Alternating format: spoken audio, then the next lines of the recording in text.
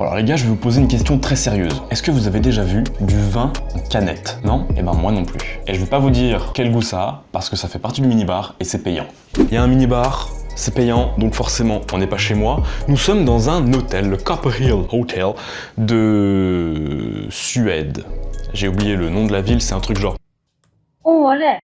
Mais voilà, nous sommes dans ma petite chambre d'hôtel, que voici, que voilà. Donc c'est très simple, j'ai même une PS4 pour vous dire un petit peu le niveau de délire du truc. J'ai ma petite cuisine, évidemment les toilettes. Ça c'est vraiment la pièce que je voulais partager avec vous. C'est là où je fais caca. Et ce qui m'apparaît être comme la cerise sur le gâteau, la vue. Bon alors là, il est 8 h du matin et le soleil n'est pas encore levé.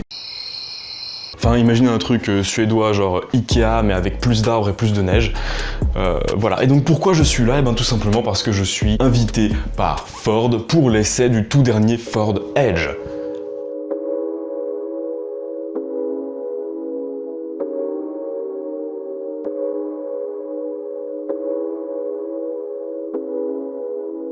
Vous trouvez pas que ça fait bizarre quand j'ai un autre véhicule que ma 206 qui vaut 1500 € dans les mains? Ça me va bien ou pas? Non? Je sais pas. Moi je trouve que ça me va bien. Mais bon, quoi qu'il en soit, je vais garder mes 206. On est donc sur une boîte automatique à 8 rapports. On la sent pas du tout. Elle est hyper souple. Vraiment là, il vient de passer un rapport. On l'a même pas senti. C'est un 2 litres biturbo, 238 chevaux, 500 Nm de couple. Effectivement, le couple est bien présent. On le sent bien.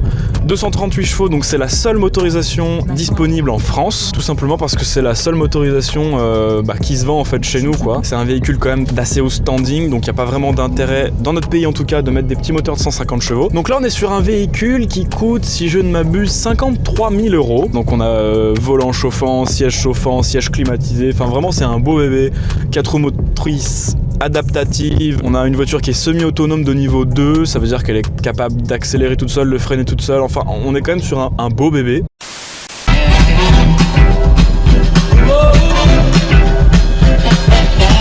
Donc nous sommes à l'intérieur du Edge Vignale avec Stéphane qui du coup s'est occupé du son présent dans ce véhicule là qui est d'une excellente qualité et il va nous faire une petite démonstration en nous expliquant du coup tout le travail qu'il a fait sur le véhicule et comment ça marche. Alors Stéphane, qu'est-ce que tu as fait exactement sur ce véhicule pour le rendre aussi spectaculaire?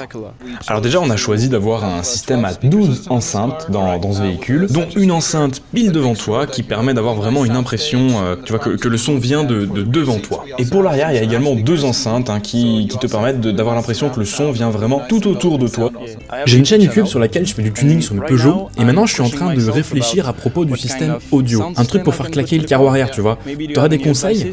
Tu veux dire en modification? Ouais. Ouah, c'est une question très compliquée parce que tu peux faire tellement de choses dans ces cas-là. Déjà, je te recommanderais de choisir les bonnes enceintes par rapport à la taille de ta voiture.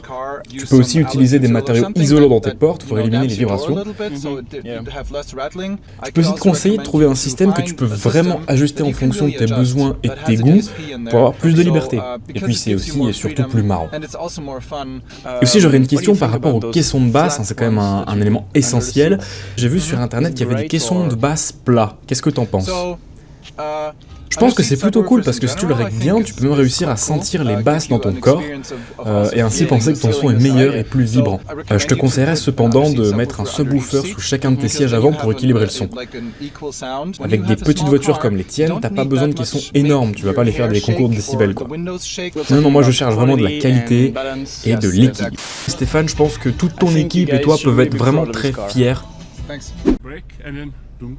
Ok.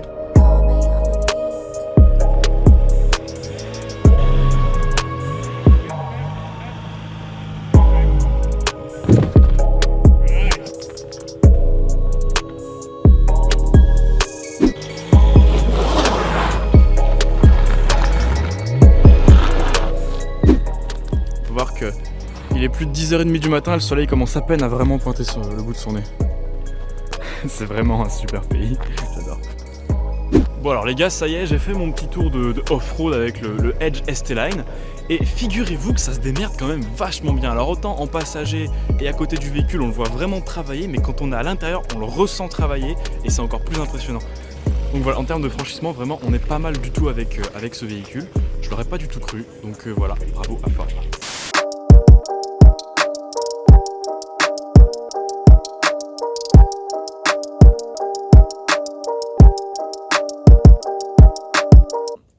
le Edge, il était pas si mal, hein, en fin de compte.